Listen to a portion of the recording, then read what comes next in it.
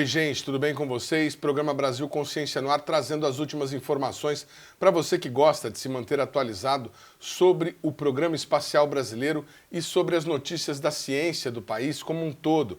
Você vai ver nesse programa que o INPE, o Instituto Nacional de Pesquisas Espaciais, está sendo decisivo para a formalização do acordo entre o Mercosul e a União Europeia. O Instituto está produzindo um marco regulatório que vai definir quais os produtores terão acesso ao mercado europeu com base nas normas de desmatamento estabelecidas pela União Europeia. Você também vai ver nesse programa que o INPE está mantendo o serviço de monitoramento de todos os biomas brasileiros com recursos precários, enquanto o governo federal continua pagando quase 20 vezes mais para uma empresa norte-americana produzir imagens e relatórios a partir de satélites.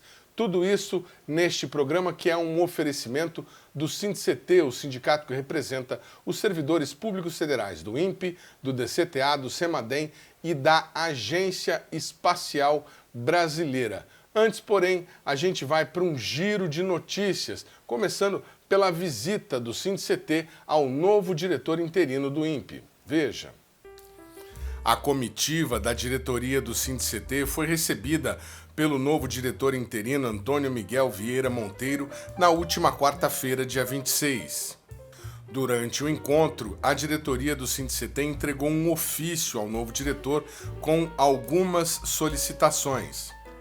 Entre elas, o SINDCT reivindicou a garantia do tempo de interinidade, regularizar a permissão de entrada para servidores aposentados no Instituto, regulamentar a figura do colaborador voluntário, uma vez que diversos pesquisadores aposentados atuam dessa forma informalmente no Instituto, implantar comitês assessores em todas as coordenadorias da instituição, desenvolver mecanismos de desburocratização do INPE, desenvolver mecanismos para facilitar a aprovação de projetos e financiamentos por fundos, agências e empresas, assim como para mecanismos de compra na instituição, cuidar da situação dos trabalhadores terceirizados na instituição, tomar providências quanto aos incêndios recorrentes no INPE de Cachoeira Paulista, além de estabelecer canal de diálogo com o SINDCT e mecanismo legal para promover reuniões e encontros entre o sindicato e os novos servidores absorvidos pelo último concurso.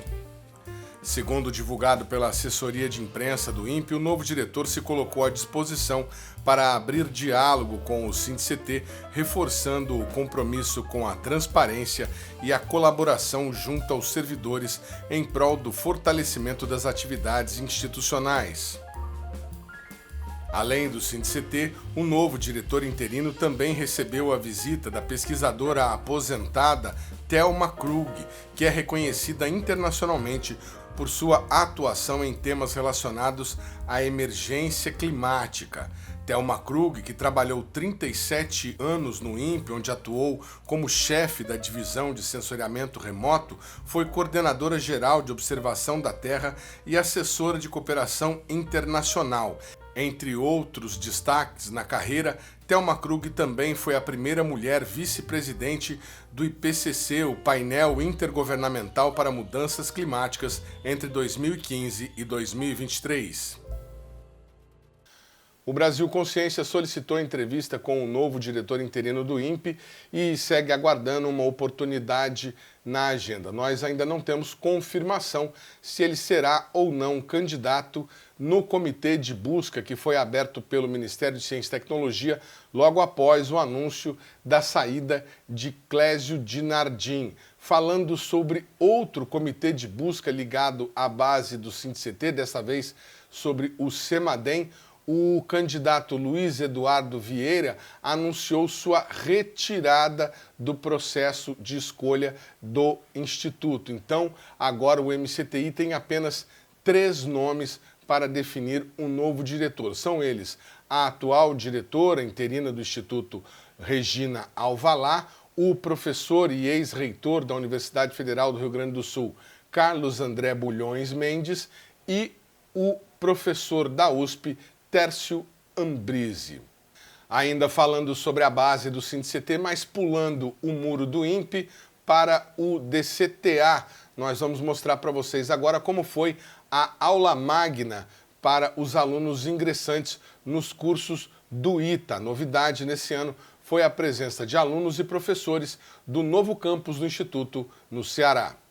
O Instituto Tecnológico de Aeronáutica realizou nesta segunda-feira, 24 de fevereiro, a aula magna de 2025. O evento representa o início do ano letivo aos novos alunos de graduação.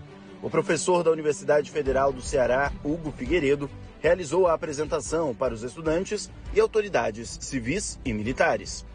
A aula teve como tema transição energética, um assunto que tem tudo a ver com os novos alunos do ITA. Essa é uma das áreas abrangidas no novo campus em Fortaleza. Então foi muito oportuno nós entendermos o mercado de energia, entendermos o relacionamento da engenharia com a questão do mercado de energia e, com isso, cada vez mais minimizar quaisquer tipos de riscos. Ao contrário, o que está sendo construído em relação ao campus do ITA em Fortaleza ganha cada vez mais força à luz do que nós vimos hoje aqui. As obras para a construção do novo campus do ITA no Ceará foram anunciadas em setembro de 2024. No último mês de janeiro, foi anunciada uma segunda etapa das obras e o Ministério da Educação produziu o seguinte vídeo. Veja.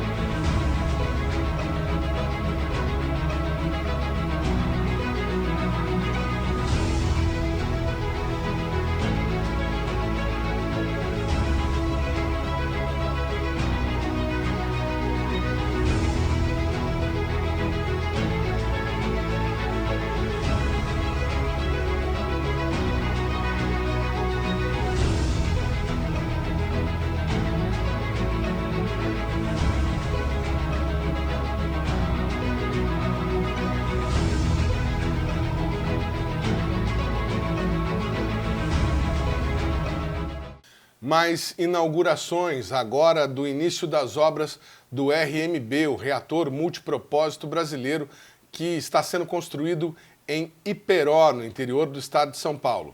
Veja como foi.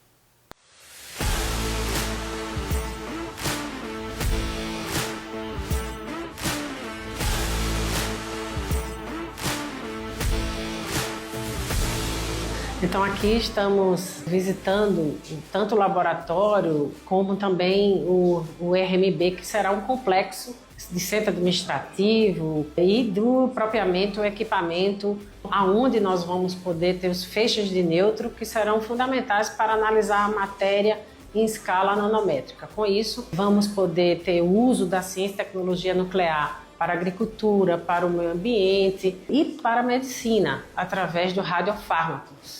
Os radioisótopos são um insumo muito importante de medicamentos e terapias para tratamento de câncer. Então aqui a ciência nuclear e a tecnologia nuclear a serviço de salvar vidas e de tornar também o Brasil autônomo, soberano na área desse insumo que é tão importante para salvar vidas. Agora a gente fala sobre a novela da Avibraz. Teve capítulo importante na última semana com uma decisão judicial que bloqueou as ações da empresa que eram mantidas em uma holding criada pelos diretores. 2 dias depois da decisão, na última quinta-feira, o Sindicato dos Metalúrgicos de São José dos Campos realizou um protesto na frente da casa do dono da empresa. Veja como foi. Os trabalhadores da Avibraz realizaram hoje uma manifestação aqui em frente ao prédio onde mora o João Brasil, o dono da Avibraz, que é o responsável direto pelos mais de 1.000 trabalhadores estarem há quase 2 anos sem receberem salários. Nós fizemos aqui a nossa manifestação de forma pacífica, com a participação dos trabalhadores que mandaram o recado. Ô João Brasil, seu caloteiro! É toda uma luta dos trabalhadores da Vibraz que neste ano completa 3 anos de luta e mobilização em defesa dos empregos e pelo pagamento dos salários. E é muito importante que todos e todas se somem nessa luta. É um tremendo absurdo o que está acontecendo. É muito complicado você ver o trabalhador há quase 2 anos sem receber salário. Enquanto o João Brasil ele leva uma vida de luxo, os trabalhadores da Vibraz muitas vezes não têm o que comer e por isso dessa manifestação aqui hoje. Mais um dia de luta dos trabalhadores da Vibraz. Hoje aqui em frente ao prédio onde mora o caloteiro do João Brasil. Ainda segundo informações do Sindicato dos Metalúrgicos, no próximo dia 11 de março, será realizada uma audiência pública entre os credores da Vibraz e a empresa. O sindicato irá participar da reunião. E antes da gente chamar o intervalo, apenas para não passar batido, na última semana foi data de aniversário importante para o Programa Espacial Brasileiro. O satélite Amazônia 1 completou 4 anos em órbita. Nós traremos na semana que vem a cobertura completa do evento de aniversário. O Brasil Consciência vai para um rápido intervalo e na sequência você vê como o INPE está sendo decisivo para a formalização do acordo comercial entre o Mercosul e a União Europeia. Um instante só, não sai daí.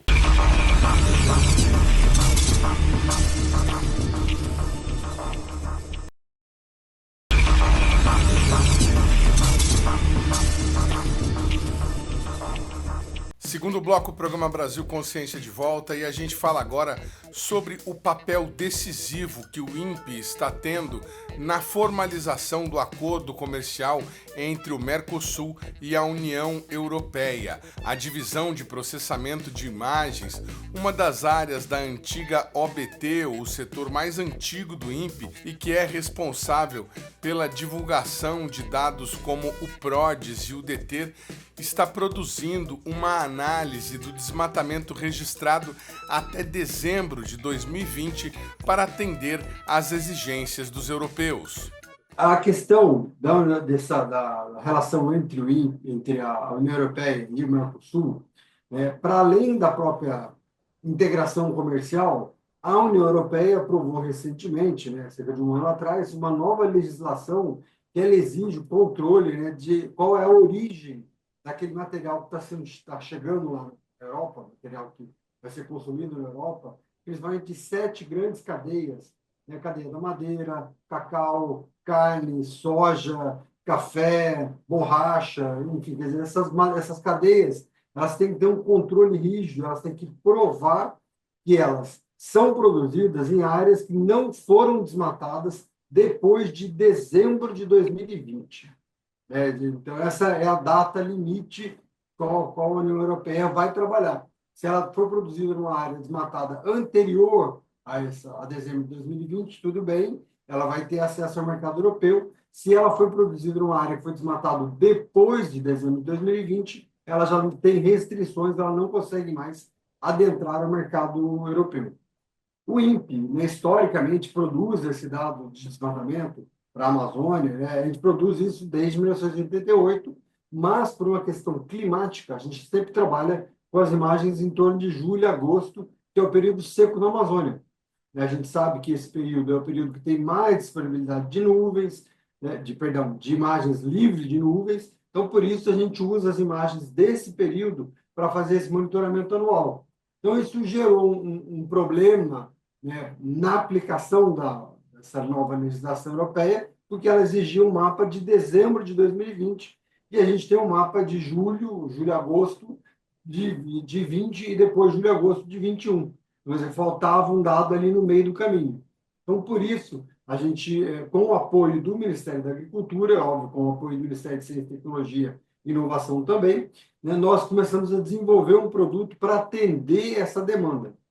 O Ministério da Agricultura, o MAPA, está produzindo, junto com o SERPRO, uma plataforma chamada Agro Brasil Mais Sustentável, e essa plataforma vai ser justamente o lugar onde os exportadores vão poder entrar com o seu polígono lá, olha, meu polígono, minha produção foi feita nessa área aqui. Então, dentro da plataforma, ele vai cruzar esse dado com o dado do desmatamento, com uma série de outras informações, com CAR, com questão de controle de trabalho escravo, enfim. A plataforma vai ter uma série de controles e um dos dados que ele tem é justamente o dado do desmatamento. Então, por isso, a gente está fazendo essa atualização do dado para dezembro de 2020.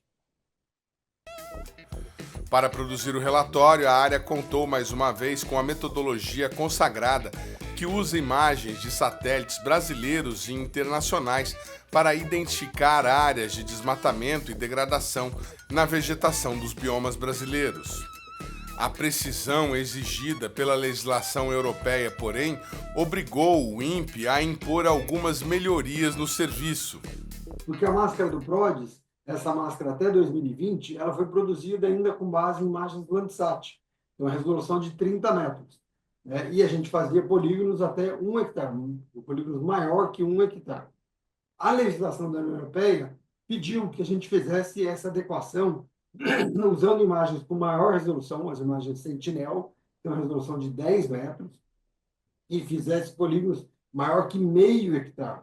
Quer dizer, é um aumento significativo das áreas, do número de polígonos. A área total não muda muito, mas o número de polígonos muda bastante.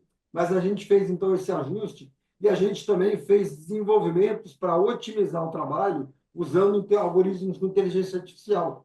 Então, a gente usou os dados do Brasil Datacube, né, junto com a parte de clusterização, né, criar clusters hierárquicos. Né, o que são esses clusters? Ele pega cada um dos pixels, ele olha toda a história daquele pixel ao longo daquele ano todo, lá de 2020, julho de 2020 até julho de 2021. Né? O que aconteceu com aquele pixel? Né? Ele tinha um NDVI, o NDVI manteve, caiu. Então, usando essa história do pixel, de cada um dos pixels, você cria uma curva de comportamento daquele pixel ao longo dessa história. Então, com essas curvas, a gente consegue identificar qual é o período onde houve a quebra e aconteceu aquele desmatamento. Então, a gente, usando essa tecnologia, a gente conseguiu acelerar os processos, né, para poder otimizar esse mapeamento. Então, estamos agora conduzindo esse mapeamento. A nossa expectativa é que até o fim de abril a gente consiga concluir isso para todos os biomas brasileiros e transferir esse dado para o SERPRO e para o mapa, para que eles possam, então, implementar isso na plataforma que está sendo desenvolvida. A qualidade dos dados de desmatamento produzidos pelo INPE são amplamente reconhecidos pela comunidade internacional científica, mas apesar disso, já foram alvo de algumas polêmicas no Brasil, inclusive com entes de governo. Para entender melhor como foi feita essa nova metodologia e dirimir algumas dúvidas sobre o trabalho do INPE, nós fomos conhecer a divisão e como está sendo feito o levantamento. Vocês fazem um trabalho que é conhecido quando os dados são divulgados, né? Desmatamento, principalmente da Amazônia, de demais biomas. Mas como é que é o trabalho para chegar nesse resultado que vai ser publicado no site? O que é feito aqui? Bom, o INPE, como talvez vocês já sabem, o INPE produz, ele tem o próprio satélite, né, o próprio satélite Cibers, que é um dos satélites que a gente usa para fazer monitoramento. E tudo começa a partir da imagem de satélite. Então, as imagens de satélites, elas são adquiridas, elas são armazenadas em bancos de dados, e a partir dessas imagens, então, a gente vai olhar como que está acontecendo essa evolução da cobertura da vegetação, o que aconteceu de um ano para outro, ou o que está acontecendo mensalmente. Então, dentro dessa divisão, existem vários, existe o programa que a gente chama de Biomas BR, que é esse programa que faz o monitoramento da vegetação nativa de todos os biomas brasileiros, e dentro do biomas a gente tem sistemas que fazem, que dependendo de como eles trabalham, eles vão olhar para o desmatamento que acontece no ano, eles vão olhar para o desmatamento que acontece mensalmente ou até mesmo o que acontece diariamente. Seriam PRODES, o DETER e o TerraClass. Qual é a diferença deles, né? Então, tudo começou com o PRODES, a gente sempre gosta de falar porque ele é o mais famoso, é o mais antigo, é o que mais deu visibilidade, e ele veio de uma demanda, né, do Ministério, do governo federal, porque queriam saber o que está acontecendo com o Brasil em termos da Amazônia, quando ocorreram lá na década de 80, as áreas da floresta começaram a ser desmatadas, né? Então, lá no passado a gente criou o PRODES, que todo ano ele mapeava a Amazônia inteira, olhando todas as imagens da Amazônia, identificando o que aconteceu de um ano para o outro, ou seja, onde tinha floresta e deixou de ser floresta. O PRODES, depois do sucesso que ele teve para a Amazônia, ele foi expandido para o Cerrado, porque o Cerrado começou, mais recentemente, ele também começou a ser muito desmatado. Então a gente expandiu para o Cerrado. E depois nós expandimos para os outros 4 biomas. Então hoje a gente está com um programa que monitora anualmente, o PRODES, ele trabalha, então olha para todos os biomas, olhando o quanto que houve, mapeando, quantificando, identificando quanto que a gente teve de desmatamento anualmente. Esse é o PRODES, né? O DETER, ele olha todos os dias. Então, todas as imagens que estão disponíveis hoje, elas são olhadas para a Amazônia, para o Cerrado e para o Pantanal. São só esses biomas que são monitorados. Porque o DETER ele é feito não para quantificar o desmatamento, ele é feito para emitir alertas de desmatamento. Ele é feito para o pessoal da fiscalização. Então, o objetivo do DETER não é dar informação para um usuário que quer saber sobre o que está acontecendo no desmatamento. Não, ele é feito para orientar quem pode ir ao campo e fazer alguma atividade de fiscalização e controle. Então, quem são os usuários finalísticos do DETER? O IBAMA, são as secretarias de meio ambiente, né? Todos os órgãos que podem fazer estratégias de comando e controle ou planejamento de desmatamento, né? Onde que a gente vai atuar? E o terceiro sistema, né, que a gente comentou é o TerraClass. O TerraClass ele foi desenvolvido junto com a Embrapa, uma parceria muito antiga de colaboração com a Embrapa, que vai olhar e dizer, bom, mas desmatou, o que aconteceu com a área desmatada? Né? Quem vê o desmatamento é o PRODES. Só que uma vez que o PRODES identificou aqui desmatou, o PRODES não olha mais para aquela imagem, não olha mais para aquela superfície da terra. Quem vai olhar é o TerraClass. Então ele vai olhar embaixo da área desmatada, então a cada 2 anos, ele é um mapeamento bianual, a cada 2 anos ele vai olhar o que aconteceu com aquela área que foi desmatada. Ela virou plantação de soja, ela virou pastagem, ela foi ocupada por ocupação urbana, né? Então é o uso e cobertura da terra, então, que a gente mapeia no TerraClass. Então com esses 3 grandes sistemas, a gente fornece um conjunto de informações muito importantes para a gente fornecer subsídios para planejamento e contenção de desmatamento de todos os biomas. Você falou de aquisição dos dados dos satélites. Como é que é feita essa aquisição? Por quem que ela é feita e quais os satélites que vocês contam hoje? Então, o PRODES, ele historicamente sempre usou dados do Landsat. Mais recentemente, a gente passou a trabalhar com dados Sentinel, com imagens Sentinel. Então, as imagens Landsat, o Brasil tem um histórico muito longo de recepção de imagens, se eu não me engano foi o 2º país a receber imagens Landsat no mundo, né? Nossa recepção de Cuiabá recebia as imagens vinham para a Cachoeira Paulista, depois vem para cá. Isso era um processo antigo. Atualmente, esses dados eles são recebidos diretamente, então os dados de imagens Landsat elas estão disponíveis no catálogo do INPE e também estão disponíveis numa outra iniciativa muito legal do INPE, que eu acho que vale a pena uma hora você fazer uma reportagem sobre isso, que é o BDC, o Brasil Data Cube, que é o banco de dados de imagens, o banco de dados de informações que o Brasil está desenvolvendo. Então, todas essas imagens elas são armazenadas e a gente tem acesso a essas imagens. As imagens Sentinel a gente também recebe e elas então a gente acessa e traz para um banco de dados. Uma vez organizado esse banco de dados, então cada uma das nossas equipes, então o pessoal da Amazônia, o pessoal da Mata Atlântica, o pessoal do Cerrado, eles organizam um ambiente colaborativo de trabalho, baseado em banco de dados, onde então a gente vai olhar para as diferentes cenas ou para diferentes áreas que a gente define e vai fazer o mapeamento no caso do desmatamento. Legal. Eles têm o pessoal que fica lá no sul, alguns que ficam no INPE da Amazônia, mas a maioria está aqui. A maioria está aqui, a gente pode visitá-los, eles estão num prédio aqui do nosso lado. Tá, legal. O deslocamento entre um prédio e outro do INPE é rápido e até certo ponto prazeroso pela bela arquitetura e vegetação abundante no local. Eu acho tão legal esse jardim.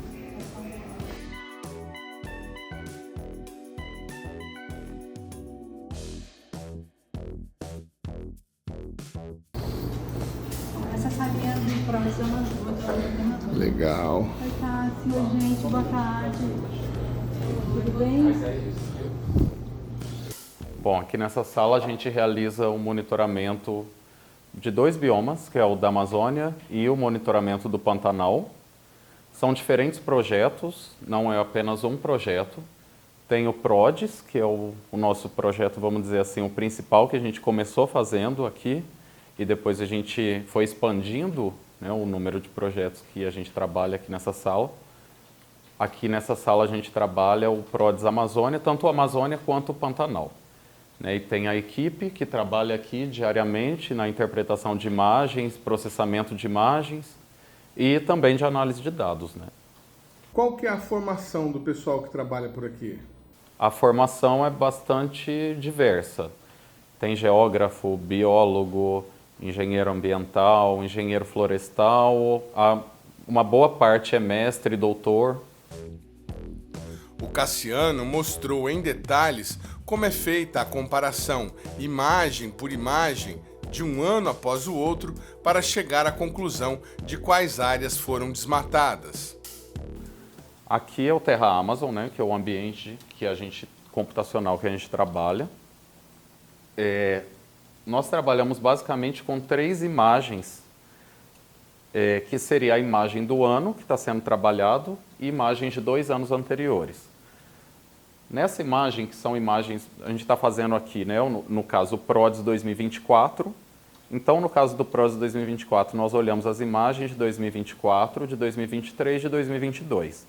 Aqui, por exemplo, tem uma imagem de 2022 associada a uma máscara de exclusão. O que seria essa máscara de exclusão? Toda essa área escura dentro da imagem são áreas que já foram desmatadas no passado. Então, a gente não olha mais uma vez para essas áreas.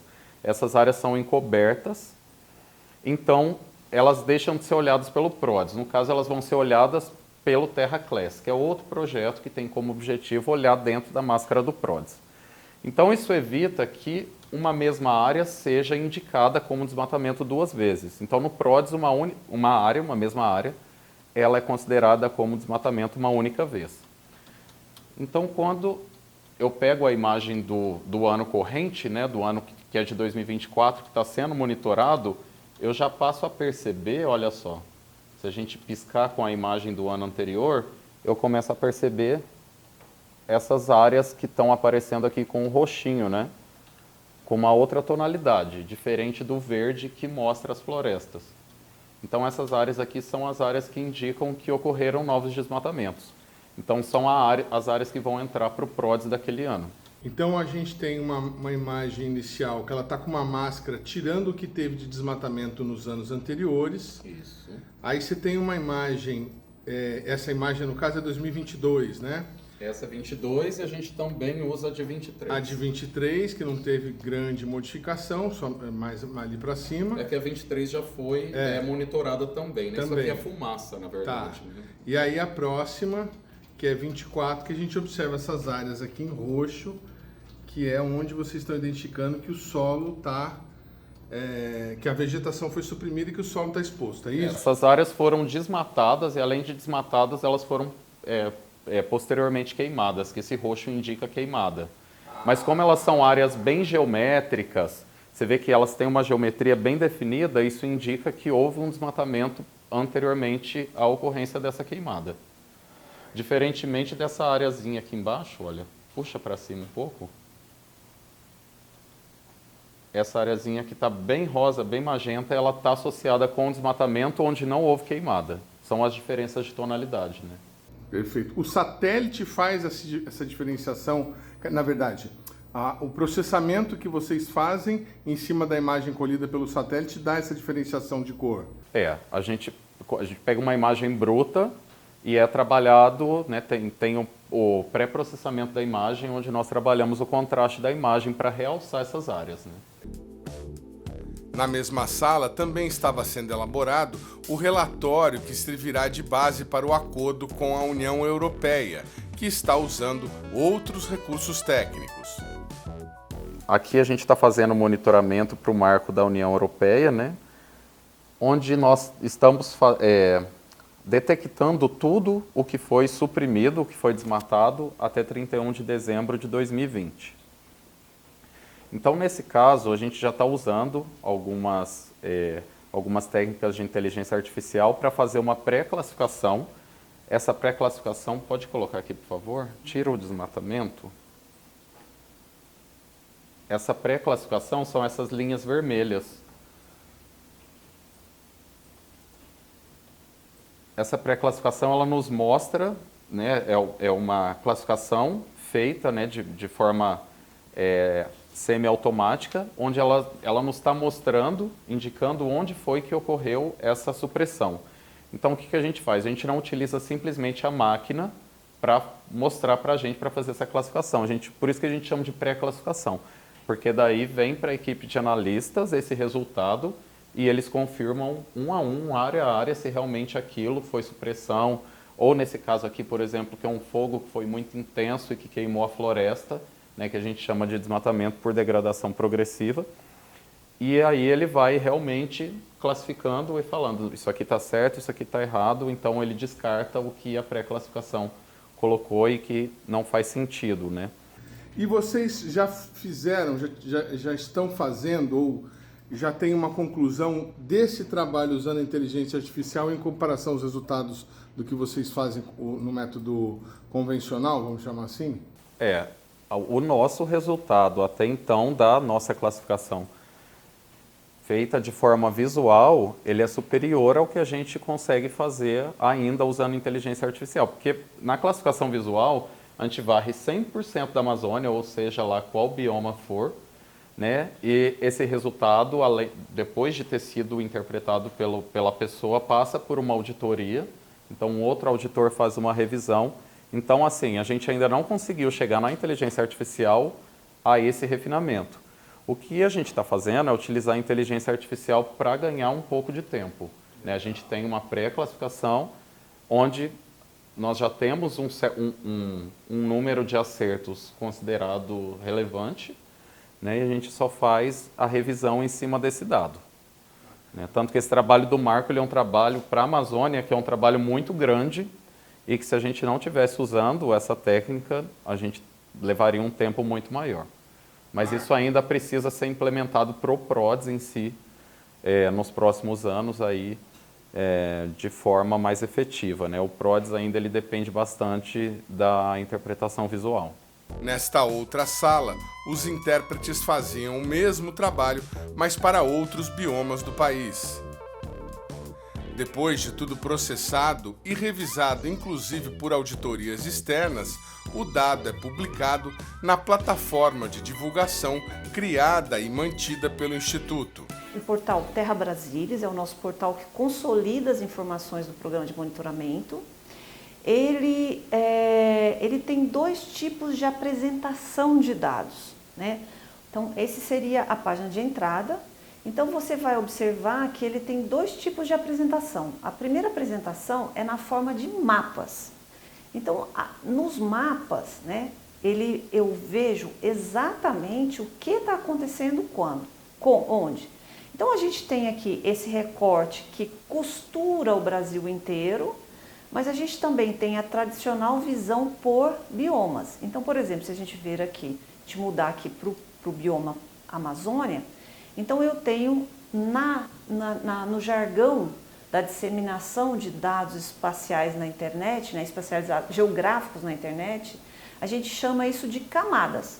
Então, cada camada aqui representa uma informação produzida. Por exemplo, a gente tem desde as imagens, todo um mosaico de todas as imagens que foram produzidas, foram analisadas para olhar, para fazer o mapeamento, até, aqui eu estou tirando algumas, porque aí fica mais fácil depois a gente mostrar. Então, o mosaico de imagens que foram usadas para fazer aquele mapeamento, até dados auxiliares, por exemplo, os limites dos estados, ou os limites do município, ou, vamos ao que interessa, o mapeamento de desmatamento que foi feito até 2007 e o dado de o que era floresta até 2016, e aqui a gente tem até o desmatamento PRODES desde 2016. Aí você vai aparecer esse mapinha colorido aqui, que às vezes é difícil de usar, de entender, né? Mas a gente vai dar um zoom aqui, ó. Vou pegar uma área aqui que está bem dinâmica. Então aqui eu estou vendo esses quadradinhos coloridos. E a legenda, ela me diz, onde está amarelo é porque era desmatamento anterior a 2007. Onde está, e vai crescendo essa corzinha aqui. Então esse roxinho aqui, que é o último, é todos os polígonos que foram desmatados em 2023. Todas as áreas que foram desmatadas em 2023. Então a gente vê aqui, quanto mais perto a gente vai chegando, a gente vai vendo isso, e por trás, né, como a gente pode ver aqui, eu tenho um mapa normal, onde eu sei onde estão os estados, onde estão os países, etc. Essa é uma visão, uma apresentação do dado, mas ela é uma apresentação que é difícil de digerir, né? Ela dá uma visão geral e tal. O público em geral, ou o tomador de decisão, a mídia, os cientistas, eles também têm a possibilidade de analisar o que a gente chama de dashboards. Os dashboards são gráficos iterativos dinâmicos, né? Onde a gente apresenta, então, nessa forma de gráficos, as principais sumarizações, os principais resumos que as pessoas procuram fazer. Por exemplo, como que foi crescendo o desmatamento ao longo dos estados da Amazônia? Quais são os estados? Então, estamos aqui em 2024. Nós temos um dado parcial, né, que não terminou ainda. Nós já temos 5.000 km² de desmatamento mapeados na Amazônia. E em 2023 foram 7.000. E em 2022 foram 12.000. Ou quais os estados? Qual a porcentagem por estado disso? Ou como que cresceu nos estados ao longo do tempo? Ou então, eu não quero ver por estado, eu quero ver por município. Então, eu vou apresentar aqui, organizar os municípios para saber onde mais eles estão acontecendo. Ou quais foram as unidades de conservação que mais contribuíram para o desmatamento nesse ano, né? Ou as áreas indígenas.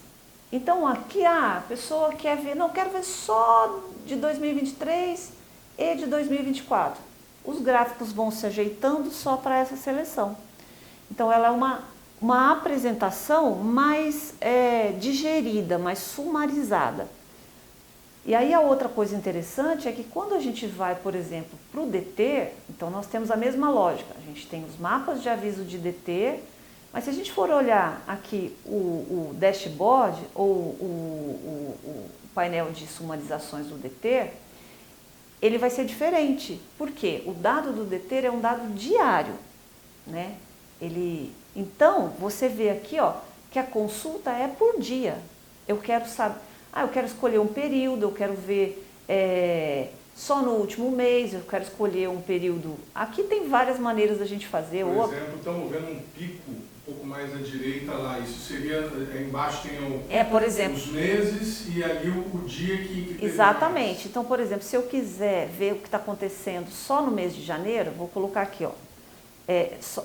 Só no mês o ano de 2025, eu vou escolher 1/1 do 2025. Eu posso andar ali pelo mouse também até o... Então agora ele vai... eu só estou nesse mês, por isso que a barra está maior, porque eu não estou vendo diretamente muitos dias, né? Os dias são menos dias, a barrinha vai se acertar. E onde que está acontecendo? Qual porcentagem de estados? Quais são as classes de desmatamento, né? Aqui também eu chamo a atenção de que ele está atualizado até 7/2 de 2025, mas hoje é dia 16. 16 já. Então, o que acontece? Este dado ele é um dado sensível. Ele é feito para auxiliar a fiscalização.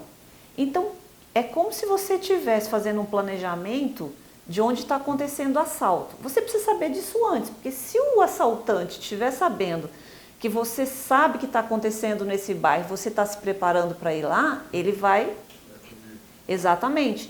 Então aqui a gente tem o que a gente chama de um embargo que dá mais ou menos quase 2 semanas, onde o dado público ele tem esse embargo, mas o IBAMA, a Polícia Federal, as secretarias de meio ambiente, FUNAI, toda instituição pública que atua nessa área, ela pode pedir uma senha, um usuário e uma senha, onde ela, com essa usuário autorizado, ela vê o dia de hoje, ela vê o dado de hoje. Então, só estou mencionando isso para você ver que é uma coisa muito responsável, muito combinada, muito feita em acordo com várias instituições. O programa Brasil Consciência vai para um rápido intervalo e, na sequência, você conhece a nova ferramenta do Terra Brasilis, a Sala de Situação para Prefeitos. E também fica sabendo que todo este serviço está funcionando com recursos precários. É um instante só, não saia daí.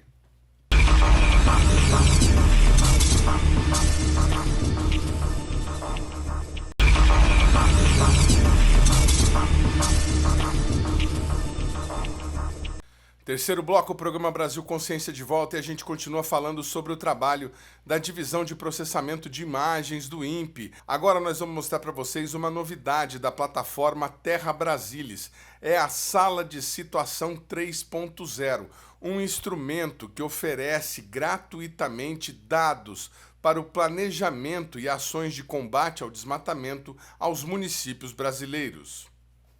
A gente já vinha com esses painéis que integram informações de várias fontes.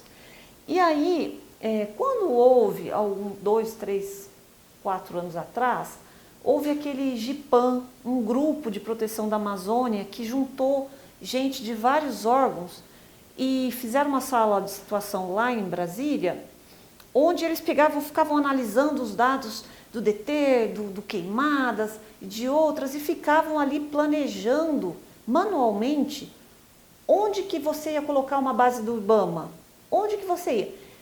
Uma colega nossa, Ana Paula Guiar, ela chegou a trabalhar e assessorar esse grupo nisso. E quando esse grupo acabou, ela falou, por que a gente não faz isso de maneira automatizada e aberta? Então ela teve essa ideia. Ela é pesquisadora aqui do INPE também, e nós falamos, olha, vamos embora, vamos colocar no Terra Brasilis essa coisa de maneira automática, a gente sabe fazer isso, isso é a nossa praia, combinar dado geográfico e fazer. Então nós fizemos a sala de situação. Então a sala de situação, ela permite que você veja, a gente chama de indicador, né?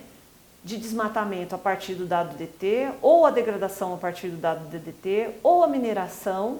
Então, não só eu posso, no que a gente chama de unidades de análise espacial, como por períodos. Então, por exemplo, eu quero ver como está o indicador de desmatamento nos municípios, eu quero pegar e olhar os 10 os 10 quentes. Então, eu vou ver que nesse período aqui, do dia 9 de janeiro até hoje, né, olhando de 30 em 30 dias, esse aqui são os municípios mais quentes. Então vou pegar um município aqui.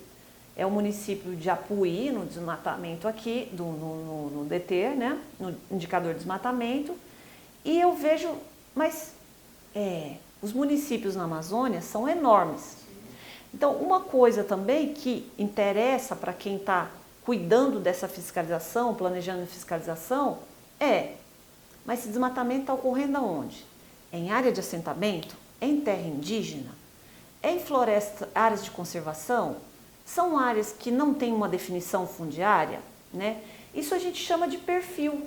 Então, o perfil daquela unidade, ele me diz como isso está ocorrendo em 20 períodos agregados de 30 dias, que foi o que eu escolhi, e eu também digo, olha, a maioria desse desmatamento que eu observei nesse último período, ele está ocorrendo em áreas de floresta pública não destinada.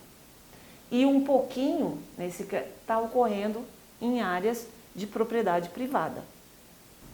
Floresta pública seriam áreas da União que não estão... Que não tem uma definição ainda. Não, que a União não deu um destino para ela. Porque a União pode escolher, eu vou explorar essa floresta, ela vai ser uma floresta pública, ela vai poder ser explorada, né? Uma concessão florestal, o Serviço Florestal Brasileiro faz isso. Ou eu vou demarcar uma área, ela é uma área de TI, eu vou demarcar aqui, vou criar uma unidade de conservação, vou colocar um assentamento aqui. Então, esse vazio que ainda não sabe o que está, o pessoal vai... Aproveita. Né? Mas outra característica também é que, às vezes, imagina que num certo município eu tenho uma área gigante, 90% do desmatamento ocorrido no período foi numa área de assentamento. Mas aquela área de assentamento no município é muito pequenininha. Então, a gente também mostra qual a porcentagem dessas categorias fundiárias naquela unidade de análise. Então, a gente começou por aí. Mas aqui eu estou olhando no nível do município, eu quero olhar mais perto. Então, a gente também tem o que a gente chama de unidades de análise, que são células pequenininhas, tá vendo? Então, eu posso chegar ainda mais perto. Mas aí o MMA, recentemente, ele chegou e falou, não, esse negócio de vocês é muito legal. Eu queria usar isso para poder dar treinamento para os municípios, para que eles se apropriarem dessas tecnologias, entenderem. Mas fazer todo esse caminho aqui está muito longo para eles. Então, será que vocês não podem arrumar um jeito de o município ir direto lá? Aí nós falamos, pois não. Então, a gente criou aqui essa possibilidade de o município se encontrar ali, através de um código do IBGE que a gente chama, né? Eu vou colocar aquele lá que a gente já estava conversando, esse Apuí aqui. Então, agora ele vai ter uma sala agora ela está concentrada somente no município de Apuí. Aí ele sabe, o desmatamento está nessa célulazinha de 25 quilômetros aqui. Mas para o município, eu posso chegar ainda mais pertinho, eu posso chegar lá no 5 quilômetros. Então, ele vai olhar o quadradinho de 5 quilômetros daquele município, né? E aí, então, ele vai poder chegar mais perto e para aquele quadradinho, ele vai olhar, de novo, aonde que ocorreu, como está acontecendo no tempo, aonde que está ocorrendo a maior parte do tempo. E, além disso, ele pode, aqui também, através de... tem um outro endereço aqui que eu posso mostrar com o código do município, ele cria um endereço aqui em cima particular para esse município. Então, ele pode salvar no favoritos dele e ele vai direto para lá. Isso é exclusivo para o gestor público ou ele pode ser acessado por qualquer pessoa? Novamente, é aberto. Para todo mundo? Para todo mundo. No caso da sala de situação, a gente ainda tem uma outra característica aqui também, que nós estamos agora atrelados a esse projeto, a gente tem uma questão de gerar um indicador de risco. Então, é risco de curto prazo, aonde o desmatamento vai ocorrer. Só que esse dado, esse não é público. Esse tem que ser para as autoridades para impedir. Só para as autoridades. Atualmente, a gente coloca na sala de situação um dado de risco que é gerado pelo IBAMA. O IBAMA gera todo dia e a gente coloca aqui. Mas, juntamente também, em colaboração com o IBAMA, a gente está desenvolvendo um risco mais preciso, com técnicas mais avançadas de inteligência artificial, e um projeto conjunto com eles, né, com colaboração também de outras instituições importantes, como a Secretaria de Meio Ambiente do Pará, a Universidade de Twente, a PUC-Rio, e aí nós vamos até o nosso cronograma é até o final desse semestre, nós temos esse novo dado de risco melhor. Essa plataforma mudou o que da anterior? Que essa é a 3.0, a 2.0 ou 2.8 tinha o quê? Bom, em TI, a gente está sempre evoluindo. Além disso, a gente tem uma lista de demandas de atores importantes para a gente, como a SEMAS, como o MMA. E o MMA fala, mas precisava ter isso. E a gente vai empilhando. Quando tem alguma coisa interessante, um bolo interessante, a gente vai e lança a nova versão. O que tem de novo nessa nova versão é isso, é aquilo que eu falei, a capacidade da gente ter a sala de situação municipal que vai olhar até numa unidade de células de 5 por 5 quilômetros. Esse perfil aqui, tá? Esse perfil de categorias fundiárias foi todo refeito, seguindo uma ordem até de sobreposição identificada pelo MMA, né? Porque,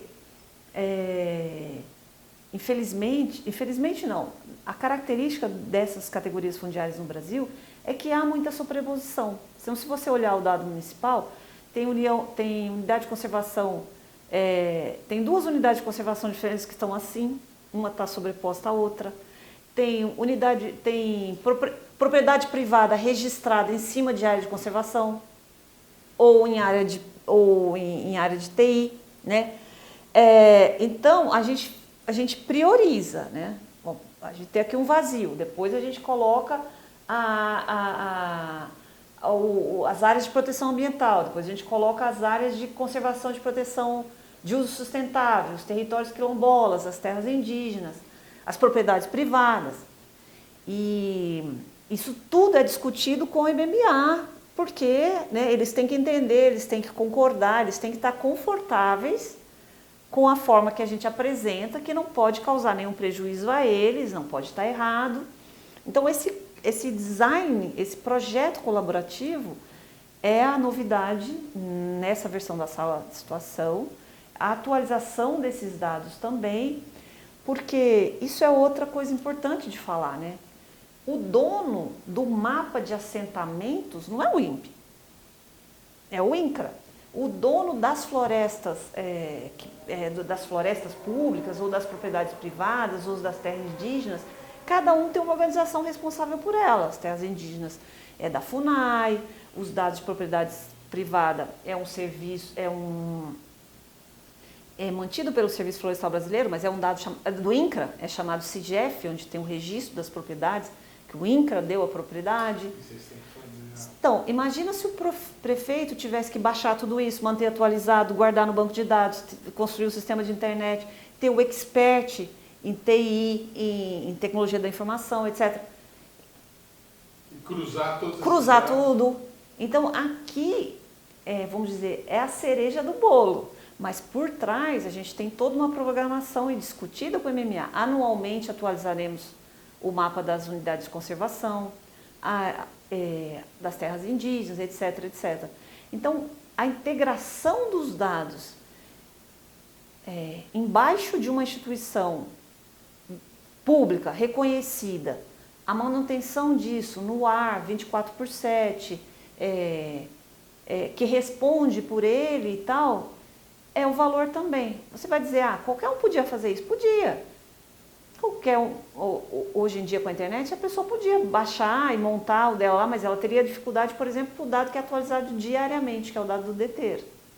E não custaria só 4 milhões por ano, né? Custaria não, mais, né? Não custaria. E ela teria que ter uma forma de financiamento. A nossa forma de financiamento é a organização pública. Nós já estamos ganhando para isso, nós estamos fazendo a nossa missão da melhor forma possível. Mesmo cumprindo a missão da melhor forma possível e com o mesmo volume de recursos de quando o projeto abrangia apenas a Amazônia, o programa de monitoramento dos biomas brasileiros continua em risco. Recentemente, o programa enfrentou dificuldades para pagar os salários dos bolsistas que faziam o monitoramento do Cerrado. Apesar do problema ter sido contornado, a dificuldade ainda não acabou. A gente passou por alguns momentos em que o seu departamento não tinha recursos ou foi ameaçado de não ter recursos, por exemplo, para manter a manutenção do controle do desmatamento no Cerrado. Como é que está isso agora? Vocês, esses quase 4 milhões que tem no orçamento, estão sendo suficientes para fazer o serviço? Vocês estão precisando buscar parcerias externas? Como é que está funcionando a parte financeira? Edmund, isso é uma coisa muito importante. Muito obrigado por sua pergunta, né? Hoje, a gente tem muito mais acesso, a gente consegue identificar outros parceiros, outras fontes, como o mapa teve um apoio, nos ajudou um apoio, né, para alguns bolsistas, a gente precisava desenvolver tecnologia, melhorar algumas coisas, então houve sim um aporte aí do mapa para a gente poder fazer isso. O Ministério do Meio Ambiente também, no final do ano passado, ele fez um TED para a gente aqui, para a gente poder fazer o mapeamento do PRODES para os outros 4 biomas, né, que não havia recurso previsto no orçamento. Então, a gente está conseguindo fazer esse mapeamento, porque agora tem mais parceiros com capacidade, né, e interesse em fazer esse aporte financeiro. Mas é importante a gente fazer uma recuperação do orçamento do programa. O orçamento do programa, ele é um orçamento que só prevê, né, só tem previsão orçamentária, e ele continua assim, para fazer a execução da Amazônia. Os outros 5 biomas, a gente ainda não tem uma alocação definitiva dentro do plano orçamentário. Então, a gente está sempre contando com recursos que vêm de outras fontes. Por exemplo, o Cerrado, a gente está executando com um projeto com o orçamento da FINEP. Ele vai até 2026. Quando chegar 2026, precisamos encontrar uma outra fonte que faça essa substituição do dado. Os outros 4 biomas, a gente conseguiu o recurso ano passado do MMA para fazer com esse TED, mas a partir desse ano, de mesma coisa, a gente precisa encontrar uma fonte para garantir esse recurso. O ideal, a gente sabe, né, é haver uma recomposição, né, do orçamento, considerando, porque o que acontece? O orçamento do programa, ele vem já de muito tempo, o programa existe há mais de 10 anos, né, essa ação ele só previa, quando foi criado, a execução da Amazônia. Então, agora entraram mais 5 biomas nesse projeto, né? Então, a gente precisa, é óbvio que esse orçamento não dá para manter com aquele orçamento que vinha. Houve uma recomposição agora, que melhora a situação de fazer esse monitoramento para a Amazônia, mas é necessário que haja uma alocação que seja suficiente para fazer todos os biomas brasileiros. Ô, Cláudio, eu vou fazer uma pergunta para você, que pode ser uma pergunta que você não queira responder e você fica à vontade. Mas, enquanto você está aí nessa situação, com recursos escassos e não certos, né, o governo brasileiro mantém a contratação da Planet para fazer um serviço que, a grosso modo, parece semelhante, eu não vou entrar nas minúcias, pagando praticamente 20 vezes mais do que paga para vocês, na casa ali dos 70 milhões. Né? Isso já foi alvo de uma ação judicial, isso já foi decidido pela Justiça, não há nenhum problema, ninguém está questionando a decisão da Justiça. Mas a pergunta que eu te faço é, vocês teriam condições de desenvolver algo parecido, de oferecer aqueles serviços, caso vocês tivessem acesso a recursos tão volumosos ou volumosos nessa quantidade? Certamente, com mais recursos, você pode fazer sempre melhorar o processo, pode inserir novas informações, uma série de coisas. O contrato da Planet, ele tem 2 componentes, né? Tem um componente que é o fornecimento das imagens, né? E isso hoje a gente não tem como competir diretamente com eles, eles têm mais de uma centena de satélites em órbita produzindo informações, né? Então, essa parte, você realmente ele tem uma componente que é fornecimento de imagens, que não faz sentido a gente pensar nisso. Agora, na produção dos alertas, né, a gente mantém essa produção com os nossos dados, usando o dado dos Cibers, Amazônia 1, né, Cibers 4A e 4 e o Amazônia 1, a gente mantém esse dado, produz essa informação, a gente entende que essa informação é a informação que está dando base, né, para o governo brasileiro fazer o controle, para o IBAMA, para a Secretaria de Meio Ambiente. Né? Então, a gente acha que realmente com um aporte maior de recursos dentro da ação, a gente poderá melhorar ainda mais esse dado que é produzido pelo INPE, né, de forma que ele fique cada vez mais utilizável pelos órgãos de controle do desmatamento. Vocês usam essas imagens da Planet ou continuam usando aquelas da Planet fornecidas pelo governo da Noruega? Aquele contrato com o governo da Noruega se encerrou, na verdade ele vai se encerrar agora, dia 4 de março, então a gente não vai ter mais acesso às imagens através daquele acordo com a NICF. A gente vem usando essas imagens lá da NICF para poder justamente fazer o processo de validação.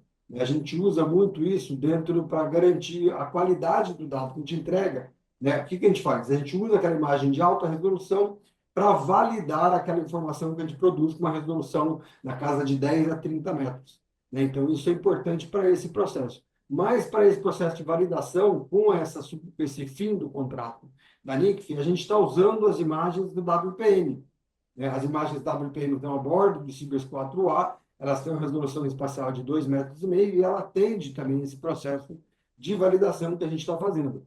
Então, a gente está substituindo as imagens da Planet, que era o contrato da NIC, por essas imagens WPM, que tem ela não tem a revisita que a imagem da Planet tem. A Planet tem, como eu falei, são centenas de satélites que produzem imagens com uma frequência muito maior, mas, ainda assim, esses dados da WPM, eles estão permitindo que a gente consiga fazer esse processo de validação.